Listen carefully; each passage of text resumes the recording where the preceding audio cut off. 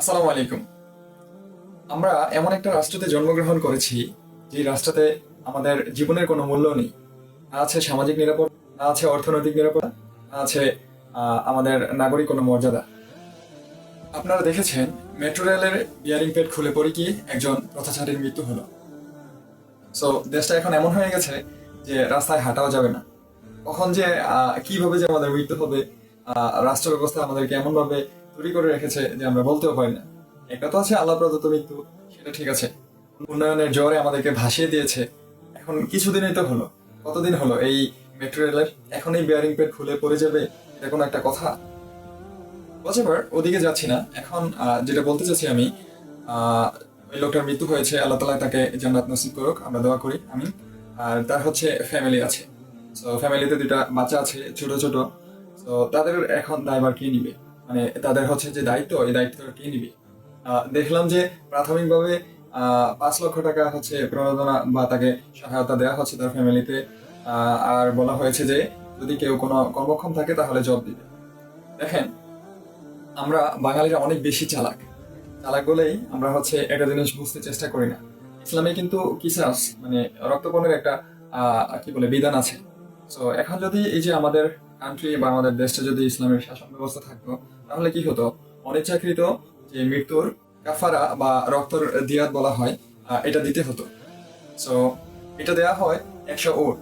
ঠিক আছে, বর্তমানে বাংলাদেশে একটা উটের দাম অন এন অ্যাভারেজে যদি হচ্ছে ধরে নেওয়া যাক 25 লক্ষ টাকা, তাহলে 25 লক্ষ টাকায় 25 কোটি টাকা হয় 100 উটের দাম। আরো বেশি, মার্কেট ভ্যালু আরো বেশি আছে। গত ঈদে দেখেছিলাম যে দুইটা উটের দাম হচ্ছে প্রায় 55-56 লাখ টাকা হচ্ছে ডিমান্ড করেছিল। সো হোয়াট এভার, এই যে ইসলামী শাসন ব্যবস্থা কত সুন্দর, হ্যাঁ।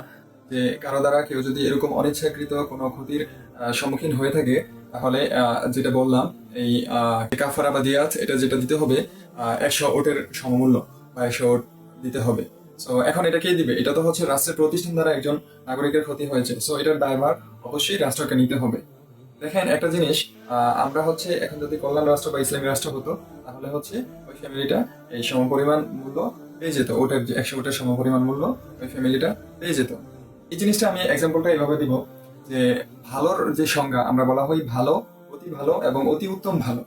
যে ইংলিশে যেটা বলা হয় গুড, বেটার অ্যান্ড বেস্ট, আরবিকে বলা হয় তাইয়েব, জেন, খায়র, হচ্ছে অতি উত্তম ভালো। সো ওই ইসলামী রাষ্ট্র ব্যবস্থা হচ্ছে ওই আমাদেরকে অতি উত্তম যে ভালো, ওই জীবন ব্যবস্থাটা আমাদেরকে দিয়ে থাকে। এই এক্সাম্পলটা আমি এভাবে দিতে চাই যে ধরেন তিনজন স্টুডেন্ট, তারা হচ্ছে পরীক্ষা দিতে গেল, তিনজনই পরীক্ষা দিয়ে পাশ করলো। এখন পরীক্ষার ফলাফল যখন দিল, একজন পেয়েছে হচ্ছে A+, আরেকজন পেয়েছে হচ্ছে B গ্রেড, আরেকজন পেয়েছে হচ্ছে C গ্রেড। তো এখন আমরা কাকে ভালো বলবো? এটা হচ্ছে যে শুধু ভালো না, ঠিক আছে, সে পরীক্ষায় C গ্রেড পেয়েছে, ভালো। আরেকটা হচ্ছে যে সে B গ্রেড পেয়েছে না, একটু অতি ভালো। ঠিক আছে, আরেকটা হচ্ছে সে কি বলে A+ পেয়েছে, তার মানে কি অতি উত্তম, যে সবচেয়ে ভালো যেটা সেটাই সে পেয়েছে। তো আমরা 54 বছর ধরে পরীক্ষা দিয়ে আসতেছি জনগণরা, আর আমাদেরকে ওই যে রাষ্ট্র ব্যবস্থা আমাদেরকে C গ্রেডের জীবনযাপন আমাদেরকে দিয়ে আসছে। তো যদি ইসলামের কি বলে শাসন ব্যবস্থা থাকতো, তাহলে আমরা A গ্রেড বা A+-এর যে জীবন মান সেটা আমরা পেতাম। সো আমাদের সামনে সবকিছু পানির মতো পরিষ্কার, বাট আমরা বুঝতে চেষ্টা করি না। দেখেন গত 54 বছরে আমাদের যেই রাষ্ট্র ব্যবস্থা তারা হচ্ছে পরিচালিত করে আসছে, আমাদেরকে ওই যে সেই 3 নম্বর স্টুডেন্টের মতো, মানে C গ্রেড যে স্টুডেন্ট, ওই C গ্রেড জীবন ব্যবস্থা আমাদেরকে দিয়ে আসছে রাষ্ট্র। তো এইবার আপনাদের সামনে একটা সুযোগ আছে আপনাদের এই পরীক্ষা উত্তীর্ণ হওয়ার, সাধারণ জনগণের, যে আপনারা যদি হচ্ছে A গ্রেড বা A+, মানে ওই গ্রেডের জীবন ব্যবস্থা পেতে চান, তাহলে ইসলামে ফিরে আসেন। সো সামনে একটা সুযোগ আসছে, and I want to say now the decision is yours, what you will do. So okay, আজকে এতটুকুই। দেশের সম্পর্কে যখন কোনো কিছু বলতে যাই, কোনো কিছু ভাবতে যাই, তখন আসলে ভিতরটা এখানে কষ্ট লাগে। এমন একটা দেশে জন্মগ্রহণ করেছি যেখানে আমাদের এরকম একটা জীবনমান আমাদেরকে আমাদের রাষ্ট্র দিয়ে আসছে। তো আজকে এতটুকুই। আল্লাহ হাফেজ, টাটা।